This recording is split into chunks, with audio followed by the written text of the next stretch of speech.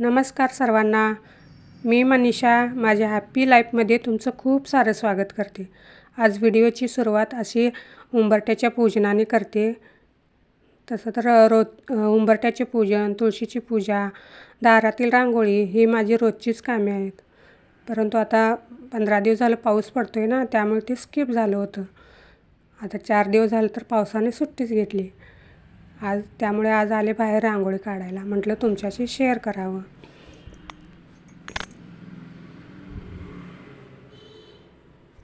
ही माझी तुळस. तुळशीच्या पूजनाला आपल्या संस्कृतीमध्ये खूप सारं महत्त्व आहे. ती आपल्या आरोग्याच्या दृष्टीने महत्त्वाची आहेच, पण आपल्या पूजेमध्ये सुद्धा तिचा खूप मोठा मान आहे. आपल्या पांडुरंगाची पूजा ही तुळशीशिवाय अपूर्णच मानली जाते. तसं तर अंगणामध्ये छोटं का असेना पण तुळशी वृंदावन असावं अशी माझी खूप इच्छा आहे. बघू कधी पूर्ण होते. असं म्हणतात की आपल्या घराची कळा हे अंगण सांगतं. त्यामुळे दारात छोटी का असेना पण रोजच्या रोज रांगोळी असावी.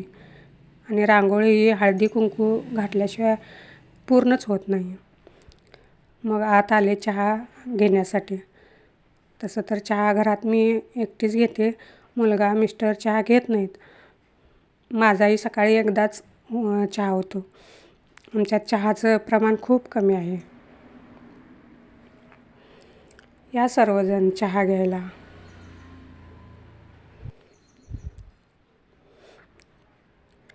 चहा घेतला आणि मग आले इकडे देवपूजेला. आज होती अमावस्या, त्यामुळे मला संपूर्ण देवघर स्वच्छ करायचं होतं. तसं तर मी रोजच स्वच्छ करते, पण आज जरा डीप क्लिनिंग करायची होती. पूर्ण देवघर रिकामं करून घेतलं, झाडून घेतलं आणि नंतर ओल्या कापडानं पुसूनही घेतलं. सगळे देव आज उजळवून घेतले आणि अशी सुंदर देवपूजा केली. तुम्हाला कशी वाटते माझी देवपूजा ते कमेंटमध्ये नक्की सांगा. मग आले स्वयंपाकघरात. स्वयंपाकाच्या आधी मला नैवेद्यासाठी गोड शिरा बनवायचा होता. प्रत्येक अमावस्याला मी असे गोडाचाच काहीतरी नैवेद्य करते. शक्यतो करून जास्त शिराच बनवते. इथे गेली होती लाईट आणि मी बॅटरी लावली होती, परंतु थोडा अंधारच दिसत आहे तुम्हाला. थोडं समजून घ्या. इथे मी व्हॉइस ओव्हर करत असताना सुद्धा तुम्हाला गाड्यांचा आवाज खूप येत असेल. परंतु काय दारावरून गाड्याच इतक्या जातात ना, अगदी दार बंद करून बसले तरीसुद्धा असा आवाज येतो आहे. हे बघा शिरा किती छान झाला. पाणी थोडं कोरडं वाटत होतं म्हणून मी आणखी थोडं जरासं पाणी गरम करून घातलं. नंतर घातली साखर. ड्रायफ्रूट ते काय घातले नाही, अगदी थोडाच बनवणार होते. कारण घरात गोड जास्त कोण खात नाही आम्ही, त्यामुळं नैवेद्यापुरताच थोडासाच बनवला.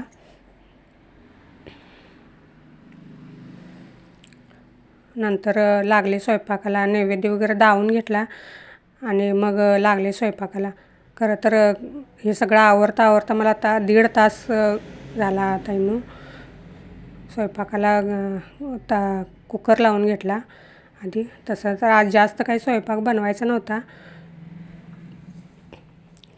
कुकरला भात लावून घेतला आणि हे बघा शिरा किती छान झाला.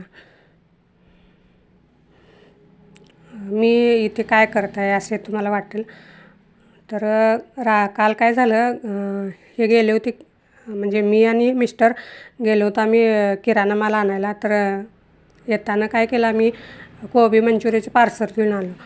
त्यामुळे रात्री चपात्या शिल्लक राहिल्या तशाच. आणि ह्या महागाईच्या दिवसात असं जे अन्न मात्र करणं हे तर काय आपल्या मिडल क्लास फॅमिलीला शक्य नाही. मी तर नाही कधी अन्न वाया जाऊ देत.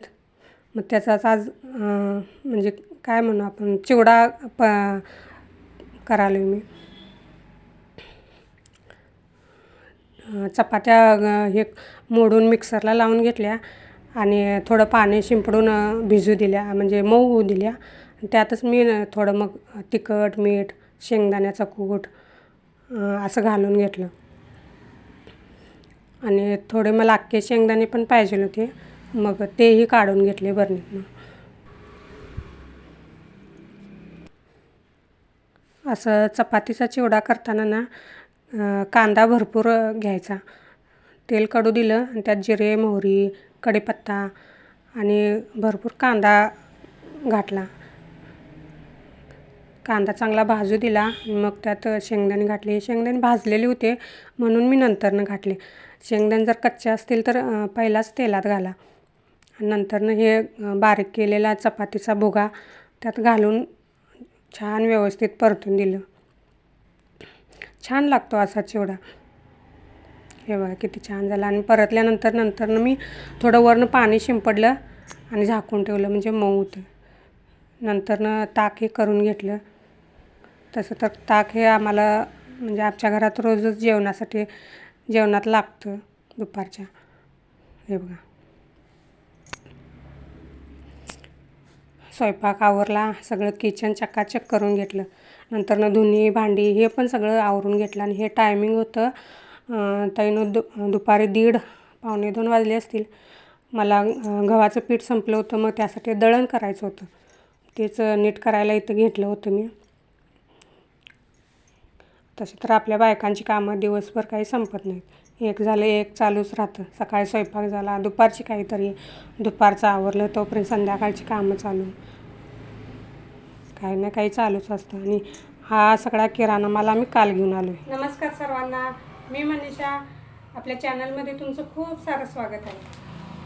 सकाळपासून सगळी कामं आवरली आहे. आता हे काल किराणा बाजार घेऊन आले. ते सगळं व्यवस्थित ठेवायचं आहे मला. काय काय आणलं आहे मी तुम्हाला शेअर करते. जास्त काही नाही, काय काय संपलं होतं घरातलं, थोडं तेवढंच आणले. शाबू 2 किलो शाबू झाले. कारण आपल्या घरात उपवास असतात सगळ्यांचे. माझा असतो आठवड्याचा, गुरुवारचा उपवास, मिस्टरांचा आणि मुलग्याचा असतो शनिवारचा उपवास. आता आषाढी एकादशी येते त्यामुळे शाबू 2 किलो.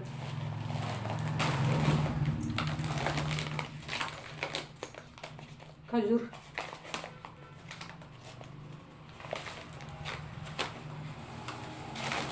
हे मूग डाळ, तूर डाळ, मसूर डाळ हे काय आपल्या रोजच्या ह्याच्यात असतं. गूळ, हे फरशी पुसायचं फिनाईल एकावर एक फ्री होतं, त्या ऑफरमधलं तेच घेऊन आले. हे आवळा ज्यूस कधी कधी आणत असते मी. म्हणजे आता 2-3 महिने झाले तर नाही आणलं, पण त्याच्या आधी आणलं होतं. सकाळी गरम पाण्यातून 1 चमचा घालून मी पिते. मुलगा मिस्टर काही घेत नाही. हे लोणचं पण हे एकावर एक फ्री होतं, तेच घेऊन आले मी. धने, तीळ, ह्या काय मसाल्याच्या वस्तू. कपड्यांची पावडर सर्फ एक्सेल वापरते.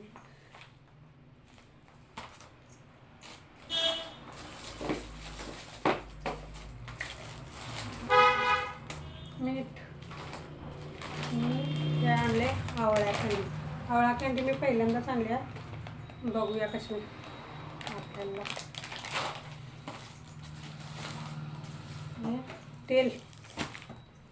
तेल महिन्याला आम्हाला 4 किलो तेल लागतं. दिवाबत्ती हे आणि स्वयंपाकाचं, देवापासलं दिवा आणि हे स्वयंपाक यासाठी. हरभरा डाळ,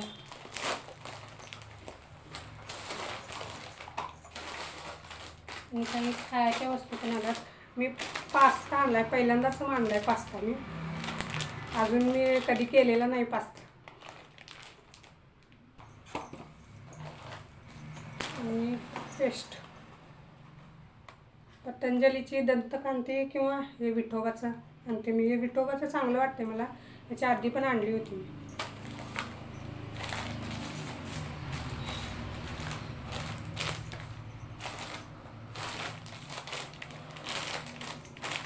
ड्रायफ्रूट्स घरात थोडे शिल्लक होते म्हणून थोडे आणले. भांड्याचं साबण, काळ्या पिठीचा बॉक्स,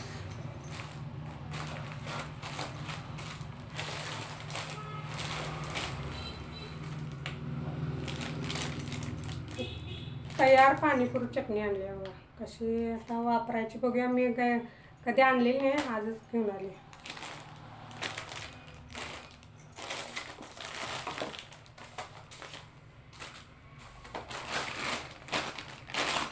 खोबरं,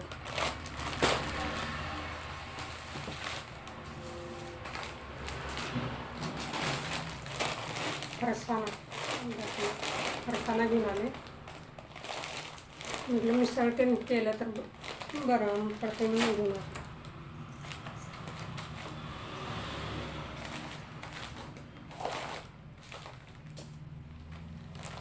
चला हे सगळं व्यवस्थित ठेवून घेते. तुम्हाला मला काहीतरी सांगायचं आहे, म्हणजे व्हिडिओमध्ये बोलताना माझं बोलणं थोडं अडखळत असेल किंवा काही चुकत असेल किंवा दिसताना काहीतरी म्हणजे असे तिरकतेने दिसत असेल तर त्यासाठी मी सॉरी म्हणेन. कारण नवीनच चॅनल चालू केले त्यामुळे तुम्ही समजू शकता. आणि आता अजून काय सुधारणा करायला पाहिजे हे पण तुम्ही मला नक्की सांगा. भेटू पुढच्या व्हिडिओमध्ये. तोपर्यंत छान राहा, मस्त राहा आणि आनंदी राहा. स्वामींचा आशीर्वाद कायम तुमच्यासोबत राहू. बाय.